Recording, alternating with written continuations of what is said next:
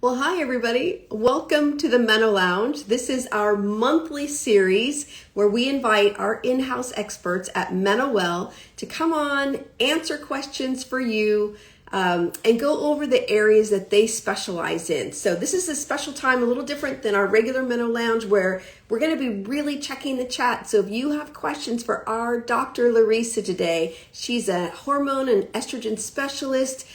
So all things menopause, and we're going to be talking about her 7 pillars to thrive beyond. So you definitely want to be a part of this one. So ask your questions. Okay, let me find her here. Where are you, Dr. LaReesa? All right, talk amongst yourselves. Think about the questions that you want to ask Dr. LaReesa and post them in the chat. Let's see, I'm trying to see. Oh, there she is. Okay, LaReesa, you should have received that. Here we come. Hi, hi, hi. Hi, happy Thursday. Happy Thursday. Last month when we talked, you weren't feeling well. Hey, from hmm Portugal there. You weren't feeling well. And hmm so how are you today? I'm good. I'm good. I'm running marathons with my life right now, but I feel good. I know. We're going to have to do a whole episode on how to be perimenopausal with a baby. Mm, I think that's a juicy It's one. juicy. It's a juicy. I'm sure I'm going to be speaking to many women out there, even those who may not be in perimenopause, but you feel like, hey, my life is changing or my body's breaking up with me for whatever reason. All of it. Hey, my You're kids. like, sis, I got you. Let's see. What is Anna? Anna says, my boys fight over the peanut butter and brownie bars. I think that's great. Women ask me, can my kids eat these? Well, the fiber is high. So just pay attention to hmm that. But there's only good stuff in there. So, Yeah. Yeah. yeah. One of your favorite videos that I sent you was my son Yes. eating them. Like, he's like, it's chocolate. It's good. This is good, Mom. Mr. H, I'll call him, my favorite with the biggest smile on the planet, that kiddo. Hey Super there. cute. All right, we've got fun people joining here. Now remember, you get to have access to Dr. LaReesa today, so don't be shy. Drop your questions, and we'll try to keep track of the chat. But LaReesa and I were talking about, what are we going to talk about? And she shared, which I knew and I forgot, she's got this incredible model of the 7 pillars to thrive beyond. And I was going to say, where are we going? Like beyond what? But I think all the things. We'll talk Yeah. about that. Yeah. Whatever So, beyond it is for you. Yeah. oh, I love that. So thriving beyond whatever it is for you, wherever you are. And that's our philosophy in the company, and just overall, is to start where you are, whether that's your nutrition or fitness or how are you managing your hormones, all those things, because it can be really overwhelming. LaReesa and I are in this conversation every single day and listening to everything on social, and there's a lot of experts talking about a lot of things, hmm and they don't even always agree, and that gets hmm confusing. So Yes. anyway, I'm glad you're here. And so we're going to just jump into it, drop your questions, and I'm going to see if I can keep up with. I always say that, but it's hard to keep track of there. So LaReesa, I know you've got your 7 pillars, and they're in an order, an intentional order, but of course, you know me, I have to upset the apple cart a little bit. So can we talk about mitochondria first? So hmm your pillar is mitochondria mojo, which I love. Um, Yes. Yes. Tell us about mitochondria mojo. Why is that a pillar? Why is it important? What do we need to know? Great. So first of all, let me just kind of break down how did I come to this and putting this Thrive Beyond model together and picking out these 7 pillars. So I'm sure if you've been in the menopause streets out here, there's a lot of information about out there, as you mentioned, Julie, and then at the same time, knowing that you may not be able to find a provider or you feel like you haven't connected with a provider that can really help you along this journey. And so I can honestly say I was one of those, just like many of the OBGYNs who have been seasoned out here for a while. Felt like you got training, but not the substance of the extension that you probably needed to really help your patients. And so that's what I did. I went on my own self-learning journey, used information from patients, their feedback. I definitely remember one of the times where I am literally telling a woman, your labs are normal. And she was just like, okay. I And it was just don't her feel saying, normal. okay. Yeah. So you wonder, like I use that a lot when okay is not okay Mhm. and normal is not the same as optimal. And so that was a trigger for me, like, okay, there's something more. And with that became getting additional information, certification, extra education. So just know, even those who probably did not get the type of exposure, we still sought it, you know. So I can say I'm one of those physicians who sought it and did it. But the thing is, just like Julie said, you get a mixture of thoughts, what the evidence is, the lack of thereof. And so I wanted to bring together things that formed a framework that helped me define better, be able to investigate better, reach out and really get a good strategy so women can build their own health equity. You know, Mm. people talk about financial equity, but what if you build your own health equity, right? It's So, huge, huge. huge, huge. So, one of the pillars is mitochondria mojo, and it's our mitochondria in the cell are the powerhouses of the cell. And they really do have a lot of biological function. But over time, and with aging and with the change of our hormones, there's certain things and factors that wear on the mitochondria. Think about how we're exposed to EMFs throughout the day, or electromagnetic fields within our computers, our devices, stress. And so it's not a lot of support, because at the end of the day, we want to feel great. We want to have that energy. And sometimes just taking hormones may not necessarily do it. We have to be able to feed our engines. That has to go to basic biology. You know, Mm. those things that we're taught even in high school, really. Right. I mean, that's why I know mitochondria, the powerhouse of the cell. Like, that's The the main thing you power. remember from what, fifth grade, 10th grade science or something, you know? Somewhere along the way. And then all of a sudden they're kind of forgotten. You know, your body works, you know, your body does some things, but you don't know exactly where all this goes. So I formulated that as my pillar, your mitochondria mojo, because there's certain things within how your body operates and how you take things from the environment, things that you're exposed to, and how your body breaks it down. And it can break it down to the good stuff, you know, the stuff that you need, that you absorb. And then you have some of the bad stuff. And I'm diluting it down in such a way where we use terms called oxidative stress, things where we have free radicals in our system. So these are kind of the bad things that can increase your risk of having chronic inflammation, or where your body just feels inflamed, or in this constant, like your immune system is constantly on fire.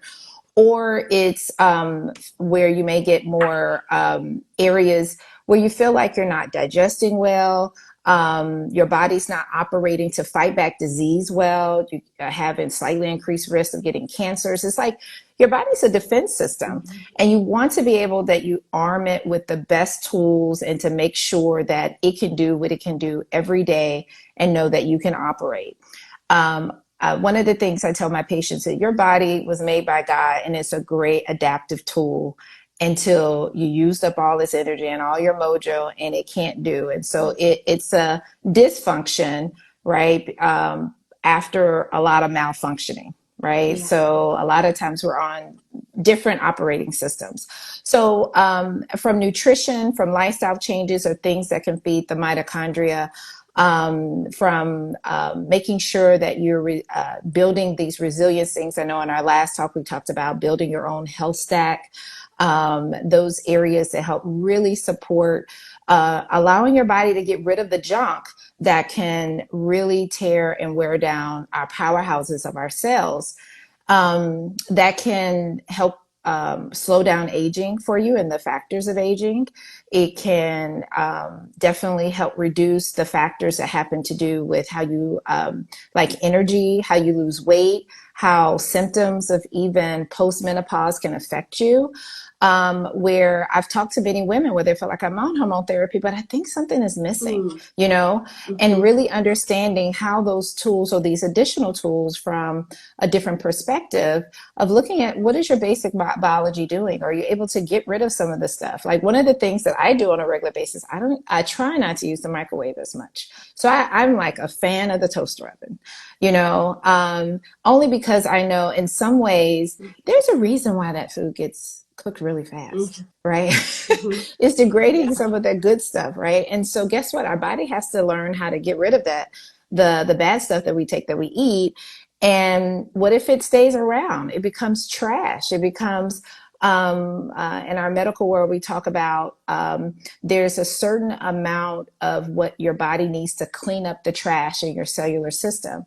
And when that garbage just stays around and it just kind of is chilling, like, oh, okay, we'll go over to this vessel and cause a little party here. And then, but that to you is, I'm grabbing my third cup of coffee around 2 o'clock.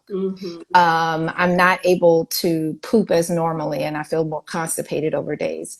That for you can show up in more bloating, or know that you have more achy joints, no matter how much chondroitin or whatever you can take. So is inflammation a sign when we feel inflamed, like literally bloated, or that soreness, those things? That's a signal that, wow, we've got a little bit too much trash in the system. Yeah, absolutely. Absolutely. We call it autophagy, things that you want your body to be able to take away the things in your system and be able to get rid of them normally. And your body is in tune with certain like cellular processes. And not trying to be too scientific-y here. That's okay. But we can rise. Go for it. We can rise.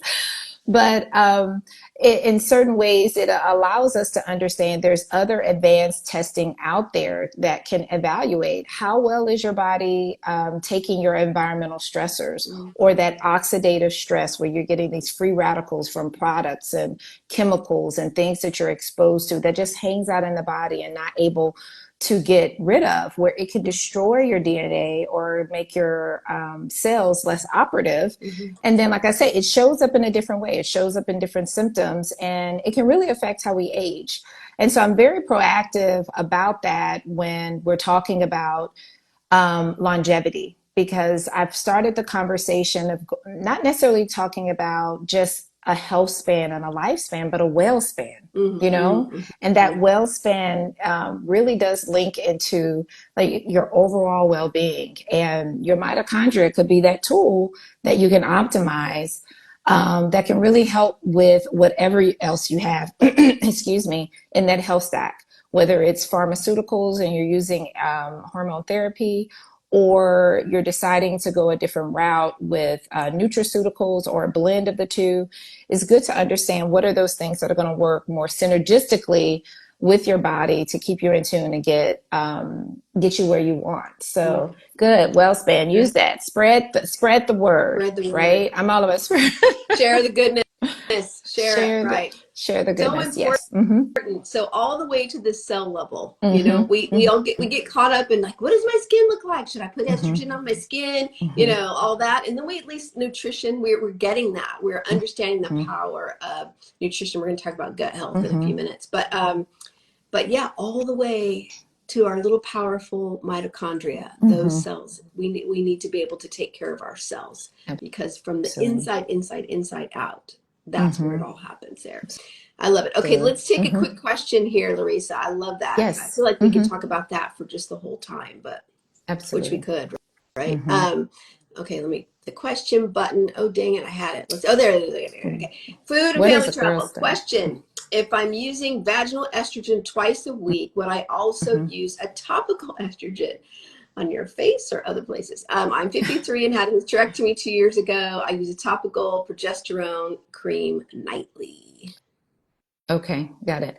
I don't know age-wise of this person, but I'll just give you some general tools of things of how I address. So when what is she using? Just vaginal estrogen and just topical progesterone? Like you said both. So vaginal estrogen twice a week and a topical estrogen, but you didn't say where you were using that. if Okay. you're just using it as a moisturizer on the outside, and then or on your face, and then a topical progesterone cream nightly. Maybe that's on your arm or something. So Yeah. maybe tell us. Okay. Yeah. Yeah. So there are different regimens of hormone therapy. And the first, and I'm going to combine this a little bit with another question someone asked, like where you start. One of the things I like to do is, okay, discover where you are, right? So the discovery is, what are you using? And it's something that even you taught me, what's working and what's not working. So if you're utilizing certain hormone therapy, and just for those out there, vaginal estrogen cream can be used well for vaginal dryness or atrophy or a weakening of that tissue in the vagina, where it can stay more lubricated because the loss of estrogen over time makes that area less juicy, more thin layers, and can definitely cause issues with Dry sexual intercourse. AF, right? Sorry, going there. That's okay. Sorry, not I've used the sorry. word dry vagina a lot.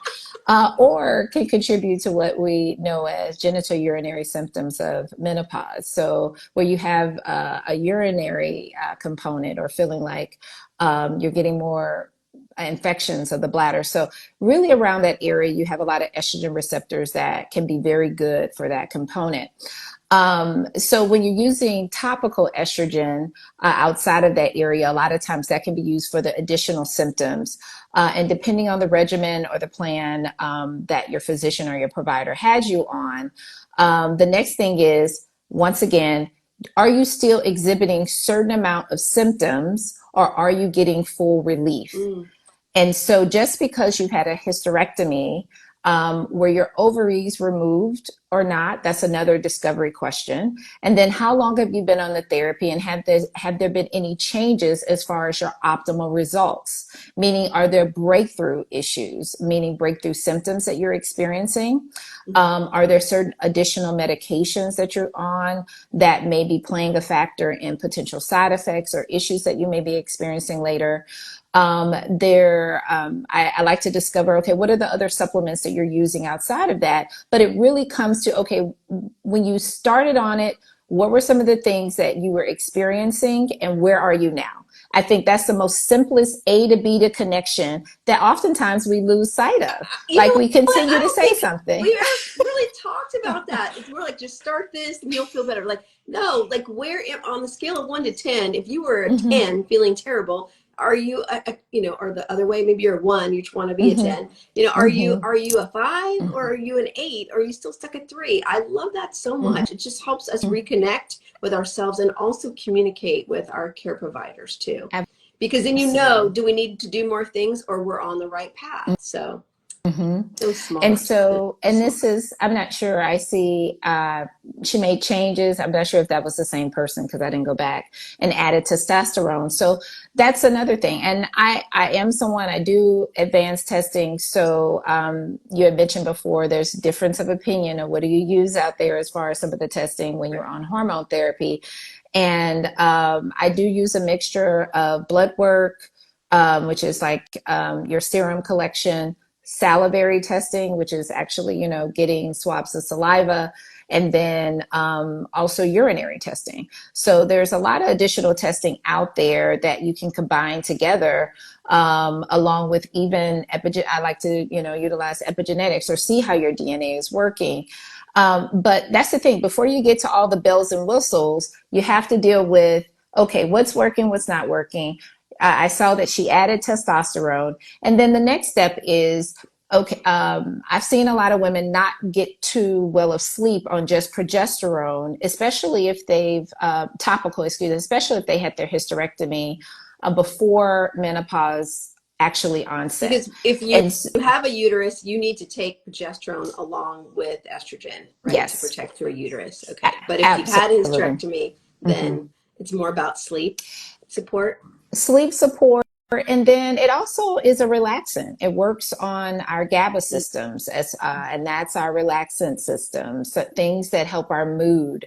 And so there are other things that progesterone has done even before a hysterectomy that it can still allow your body can do.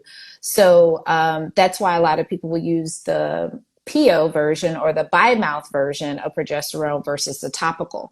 So that's another thing of evaluating because what I found in practicing for a while is that some women don't do as well with their sleep component with just staying on the topical progesterone. And I may use the topical progesterone for more of my perimenopausal female, depending if she's menstruating or not, or understanding what her menstrual cycles are like. And then for women who might have some issues with sleeping, I've noticed the oral progesterone can definitely be a factor of improving sleep. So those are things, just some tips or what have you. But of course, make sure you're evaluated by your own, your physician. You can always tap along some questions along the way. I want to make sure that I'm giving you a guidepost. And the guidepost means that I'm not just going to settle for one thing, and maybe I need to ask the next question to advocate, is this still working for me now? Or is there a tweak that I need along the way? Or I've noticed something with my body. Is this something natural that will go along with my age? Or it might have been, hey, I had a friend that told me about this supplement and I just started it because, a lot of us, we get recommendations from our friend and family. We just started like, okay, let's just do it. Do it. Did you do any research about that? Does it work for you or not? But okay. Right. Exactly. And that could have, derail your system. You never know, because they may not have been on the same cocktail of medications or hormone therapy or anything that you're on. But I think the bottom line that I want to send out is that the level of awareness that you can have about what you're doing from day to day gives so much richness to that dialogue and conversation to your provider and to your whole experience. The more forthcoming about whether it's dry mouth to hot mouth, and whether you're starting a supplement or not, I don't mind patients coming in, just bring in the bag. I need to know what you're taking, because when I walk into CVS, Walgreens, and all these kind of places, I'm like, you can spend hours just kind of thinking about what you need to take. And then you have Amazon and you have the whole gamut. And the bottles are so pretty. Like, oh, I want to try that one, Exactly. And I'm the first one. I see it and I turn it. That's what I do. I see it and I turn it, because a lot of it could be marketing in the front, but it has very minimum of what you need, especially when it comes to age. Right. Definitely. So hopefully that helps as far as that starting point. Everyone who's here, please listen to this again, because there was a lot in between what LaReesa was saying. So share it with a friend, because really, really valuable. And one other little thing I want to pull out that you said was, how am I feeling now? Because maybe what worked for you in the beginning when you were perimenopausal is going to be different when you're postmenopausal. So this is a journey, ladies. This is a journey. So yes, really good. Okay, let's see here. Master Body and Mind said, I'm using vaginal estrogen pills. Started just 2 weeks ago, and I can feel the difference. My dryness is getting better. Well, shout out to you. I'm loving that. Good. And let's see, Ollie Cassie said, I made changes along the way, dosage, adding testosterone, all by discussing symptoms with my physician, which is excellent. And shout out that you have this physician that actually wants to talk to you about it. Let's see, progesterone at night, again, really good. This is why it's so important to discuss with your physician. Each of us is different. That is so true. Oh, good tips here. So everybody keep reading here. I see someone said daily calendar. Yeah. I think that is important. Take notes. You never remember everything, right? Something is going to fall in between the things. So that's a good key. I use my phone contacts for a lot of stuff, as far as keeping track, even when it comes to my parents, just keeping up. Okay, when did I've literally started a whole Google file on certain things within my family, because I'm the one, okay, somebody's going to ask about You're something. The head doc, family doc, so yes. You need to have your own chart on every person in your family.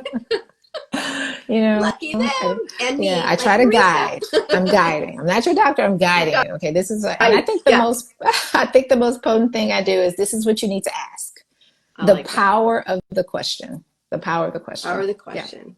Mm-hmm. Be ready. Okay, we're Okay. never going to get through all 7 today. We might Sorry. have to Sorry. do some next time, which is Okay. fine. It's all good. Mm-hmm. Let's go to, I said we're going to talk about gut health. The Mm-hmm. second one, oh, the second brain. If you're a man, it would be something else. But for women, that's rude. The second brain is gut and our microbiome. Mm-hmm. Huge, right? That's a huge part of what we support with MenoWell, with our high fiber and protein. And our fiber is a prebiotic, which feeds the probiotic. We always hear about probiotics. We don't really talk about prebiotics, but if a probiotic is the car, then the prebiotic is the gas. The car does Yes. not go without the gas. Mm-hmm. So got to That's feed right. it. But talk to us about our gut and the microbiome and how that really impacts our brain.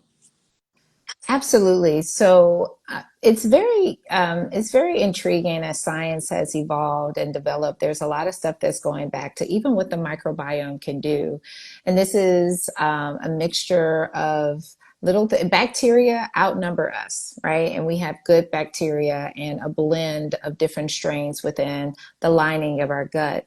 But that's the thing. Our gut is 70% of where our immune system is housed. And it's a factory of even some of the important factors or what we call enzymes or nutrients that even help manufacture our hormones, that manufacture different areas of our body. So just think that you have a factory someplace and it needs to be delivered somewhere else. And it's a defense system just as much as our skin is. So what we eat, you are what you eat. How about that? We can go back to those old times of doing that. You mean the thing that our mom told us was actually true? Now we can back it up by, not only science, but how we feel and where it's going. I mean, even to the point, I never forget, I went to a really, really good conference. And it was expert on the microbiome. I mean, even to the point of those little messages about the carbs that you want and the craving. And it's like these little buggies talking to you Mm. because of the distortion of the microbiome, of, the lack of good, healthy bacteria. So So wait, it's wait a a second. So those tricky bacteria, let's call them tricky, sneaky bacteria, mm-hmm, they are part of why we're craving what we're craving because mm-hmm, they want a certain thing. Is mm-hmm, it because um, what they want? Let's just mm-hmm, say it's, I eat our peanut butter chocolate bars because I used to mm-hmm, be a Reese's peanut butter cup eater. Like I love mm-hmm, that. And mm-hmm, that's just not good. So mm-hmm. were my sneaky bacteria asking for Reese's peanut butter cups? No offense to Reese's peanut butter cups, but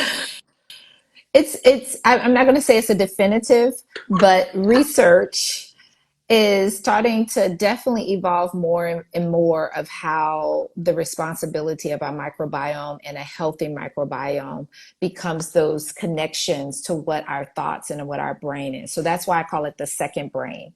The more we feed into a healthy gut spectrum, the more overall our central processing system will operate. And so let's break this down a little bit. So there are even many things that have to do with the layers of our gut and our system. And that if there's barriers, if there are particular dysfunctions or layers that have been breached, instead of being absorbed so they can be captured and excreted out through our stool or our urine, these areas these foreign particles or these areas may end up getting leaked into, out of our gut into our blood system. mm, And so then they're traveling different places and then they're causing havoc and having party different places that we don't want to yeah. be. And We don't so want parties over there. we Yeah. don't want parties over Not there. invited. So the link to that is one, understanding let food be thy medicine. Mm. And then I'm going to tie in another pillar as well and understand how these necessary nutrients can be used to help build up a better gut. And so it's those supporting casts to our food structures in order to make sure that we have a healthier gut. Now, the next step is, all right, so what would that look like symptomatic wise? All right.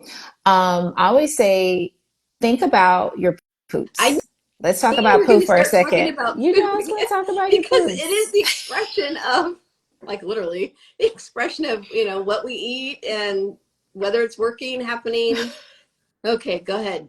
Where's that? What's Absolutely. that book we read to our kids? Everybody poops. Okay, go ahead. Keep talking about Oh, I poop. didn't have that one. I had the Louisiana Talk About Poop. How about that? Oh, that's a different. Okay, both LaReesa and I, our families are from Louisiana. So the Louisiana conversation about poop, we'll have to talk about that offline. But everybody poops, Absolutely. so keep going, LaReesa. Everybody poops. Everybody poops. So Hopefully. so let's go about the go back to like the questions. I loved to make sure we dissect. How often are you going to the bathroom? Yeah.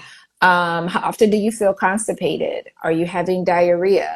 Is it abdominal cramping? Do you feel a certain reaction after certain foods? Because honestly, that can tell me a little bit about potential why a certain therapy has failed, potentially why you're having a little bit lack of energy and more fatigue. It gives me an idea of, okay, this is someone I probably want to do a little bit more detailed stool testing, or make sure that I'm very mindful of what particular type of supplement I want to use, because I want to make sure they absorb it. Just because you're going to take it doesn't mean you're going to absorb it well. And then you find yourself, and this is a common one, you're all of a sudden on these higher doses of melatonin and other go-to aids that we use, whether it's for sleep or something else or for energy, and you realize you're taking more and more of it. And it could be going back to the fact that we need to stop and heal your gut. We need to feed it. Not only we mentioned prebiotics and probiotics, but really bring that inflammatory component down and put you on an actual gut protocol, which can look a different way. I'm not going to go into the details of that, but there's certain nutrients and things that you do in over a 30-day, a 60-day, or a 90-day period to get those layers up to par. So once you lay the foundation, you lay the soil, you understand the roots, guess what? When you put that fertilizer or that probiotic, it's actually going to do what it needs to do. It actually works, Yeah. right? I mean, that's like taking HRT. You still want to have great nutrition on board. Eat the rainbow. Let's just give that tiny little hack. Eat the rainbow. That's like one of the, Yeah. if your body can tolerate all the colors of the rainbow, eat the rainbow, right? Mm-hmm. So, but you have to combine. HRT is fantastic for many women, and you still have to eat well. It's a Excuse me. complete approach. It's not just one thing of the or the other. So, but what I love about nutrition is it's something that we can control on our own. You don't really have to go to a doctor unless you're having issues pooping or whatever. But you know what your body feels when you eat, and you can control the good choices. And we don't want to villainize other things, because sometimes we just want those other things. Have a little of those other things. But 80-20, 90-10, I would say in midlife, let's choose the things that support our fuel, our energy, make us feel vibrant. And you know what things are going to make you feel vibrant. So I think Absolutely. it's one of the Absolutely. levers I always say that we can pull as individuals, we can control, because there's so many things in our lives that we don't have control over. So. I love that lever thing, Julie, for sure, because many women are going through mood Yeah. changes, and mental health is on the landscape of not only awareness, but many of us are connecting with that just due to just things that we're going through in life, areas of previous traumas, um, dealing with those life sectors of our relationships, whether this is a time where women are going through divorce the highest, or losing a loved one, or having a child going off to school, or like me, still taking care of little ones. There's a lot of things that can go into our mood changes, where we don't have the at best resilience, or we don't have those things that can factor into our output. Right. And it can really make a difference of how we show up in the world each and every day. And something as simple as what you're taking in and how it's destroying your gut, and how it's, speaking to your brain, how these connections are linked to your nervous system and your anxiety and your mood, really do have to be in what I like to say, in a concerted effort, where the traditional model doesn't necessarily fit, because at that point you've just been slid another prescription, right? And there's so many other rich things that need to be tackled and unlayered. that really can factor into somebody's overall well-span and well-being, where they're not so dependent on just one On thing. one thing. I love it. Mhm. Perfectly Yeah. said. Hmm. Let's see. Food and Family Travel said, would you recommend a person takes a digestive system with food as we age? I'm 53, also have no gallbladder. Interesting. Oh, did she say digestive enzymes A or? digestive system. Maybe is that a way of eating? I don't know what that I means. don't know. Digestive I'm system. trying to go back to the It's question. can you see it too? I'm looking for it because I don't think I followed the Would question. you recommend a person takes a digestive system with food as we age?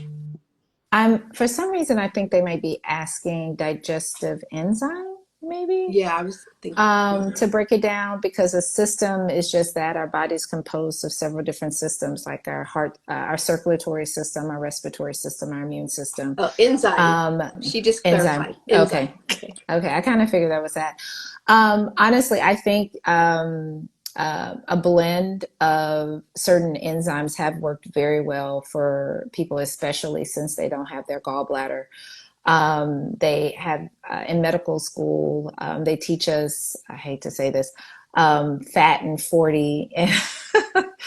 What? Because yes, Rude. there's a certain risk factors for gallbladder disease. And honestly, it is one of the more common surgeries done while a woman is pregnant, What? is having her gallbladder removed. Absolutely. Because that Wow. thing can get out of hand, but it has a responsibility um, in our system to make these emulsifiers, these things that help break down things that enter into our intestinal system. And so over time, women and men may experience a little bit more bloating, less ability to form stools or et cetera. And where I found that a blend of some of the right digestive enzymes can definitely make a difference. I'm not saying it's, something across the board that all people with a gallbladder should, but when you're noticing, once again, going back to what we talked about before, what was going on before you had your gallbladder taken out? So you got rid of the pain, you got rid of that inflammation, you got rid of the reason we call it, the fat 40 kind of link is because some of the highest time periods of having gallbladder disease could be around your 40s and eating a lot of fats. And so that can really cause a lot of pain once you eat the fats. And so therefore you might get to the point where you're getting gallstones, get your gallbladder taken out. And then now afterwards you might feel better, but notice that your food may not be digesting as well. You feel that your bowel movements may not be as regular. And we're adding that or evaluating what are the necessary nutrients, going back to that pillar that may be in your health stack of nutraceuticals to really optimize your life and your well span. All right. So all of those things add together to that picture of what I call the integrative model. What we're sharing with you are the pillars of my Thrive Beyond integrative model. We take it simple. Hey, what's working? What started here? The next step, let's make sure we define what are the things necessary you need in that particular health set. And then that next phase, let's dominate. Let's take those things and see how this works better with your system, what we need to tweak, what we need to evaluate in the next 30, 60, or 90 days in your strategy. And if a digestive enzyme is part of that, then hey, we understand what works for you. Wow, we've never talked about that in all the Mm-hmm. conversations I have with Mm-hmm. all the Meno docs, Mm-hmm. etc. That really hasn't come up. Mm-hmm. So I'm really glad that was Mm-hmm. came up today. And Master Body and Mind also has a similar Mm-hmm. situation with no Mm-hmm. gallbladder, and she eats Mm-hmm. anything a little less healthy, issues. So Yeah. really important. Wow, nutrition is Mm-hmm. so powerful. And we in our youth, we're still young. As far as I'm Mm-hmm. 59, I'm still very, very young. But in Absolutely. our young years, we could eat so many things and get away with, eating crappy Mm-hmm. stuff and, just bounce right back nothing. Mm-hmm. But when you get to midlife and your body's like, sister, no, no, no, no, no, no, no. So it's actually a Mm-hmm. gift and blessing. It brings us back to ourselves to reconnect with who we are and our bodies and treat Mm-hmm. ourselves, like we're worth it. So Okay, Dr. LaReesa, we have so much more, but I know we can't keep you all day because you have patients and you have little people. Oh, and you have a big guy too. So next month, we can dive back into the pillars. We'll have more to talk about, but this was super great. Let me just make sure we didn't leave anybody hanging in the questions there. No. And if you love this conversation, and I know you love Dr. LaReesa, where can they find you if they want to have their own one-to-one, like real conversation? Because this is just a guide today, people. We're not Yes. giving any medical advice, right? So where can they Absolutely. find you? Yes, you can find me at Dr. LaReesa on IG. And then you can come visit me on my website at, drlaresa.com. If definitely you're in the area and if you on not only on the website or want to get more information, you're welcome to DM me, send a message through our website. And it's something else I wanted to share too. Is this okay? I think I kind of mentioned it last Yeah, time go as well, Julie. for it. I am not on a mission. I'm not only on a mission to really change the narrative when it comes to this discussion as we go through this transition. And that's a big transition when we talk about perimenopause, menopause, and then post. But I have a vision to kind of take this conversation on the road. There's a big conversation around community these days, and especially in the political arena. And I think there's so many communities being developed around this transitional menopause space. And I would love to hear from you about what are some of the burning things that you would want someone to talk about if they came to your city, if we came to your town and we had our own little minnow fireside chat. And what would that look like for you? So I am very interested to hearing from your community, Julie, other people as this vision comes to life within the next few months or a year. I'm looking to link with not only organizations, your friend groups, girlfriend groups. I just want to take it in a different direction to really build not only a grassroots, but a community that is more live and in action and doing more than just the dialogue, but really bettering some other perspectives out there because I want more of our men there helping us support. I want more of the corporate sponsors out there who are willing to say, put their Menno flag up and take a stake into this, right? It's a top So, 3 benefit that women are asking for in corporate. There was a report that just came out. So absolutely, Menno benefits. I love absolutely. it. So So thanks yes, for allowing so me to share that. of course, DM Dr. LaReesa. She said DM her. Lucky? Like do that. Do that. So Find her yeah, I on her put that down. website. And you can even visit her in Florida also Yes. if you are in the area. So visit Mickey, visit Dr. LaReesa, like boop, boop, Thank you. boop, get all together at once. So, Well, well, thank thanks you. for You having know, me. we consider you a treasure at MenoWell and so appreciate you being in this conversation with us as we, in the bigger picture, of course, nutrition is what we're all about, making everybody feel better, own their power, own your body, love your body from the inside out, and having Dr. LaReesa on the team just is like the biggest cherry on top. So Oh, thanks, you know that. Julie. It's a power team too, let me tell you. We're badass. I'm just We're saying. pretty badass. I learn a lot. They We keep love me on what my we do. toes. Yeah, Absolutely. all of us to each other. All right, everybody. Thanks for being Okay, here. Make sure you listen to this again because listen in thanks. between the lines. There was so much that Dr. LaReesa shared. Forward this to a friend who needs to hear it, which is pretty much all your girlfriends, I'm sure. So, Absolutely. all right, Absolutely. be well, everyone. Okay, See you be next time. well. Thanks, Dr. LaReesa. Bye. Bye-bye.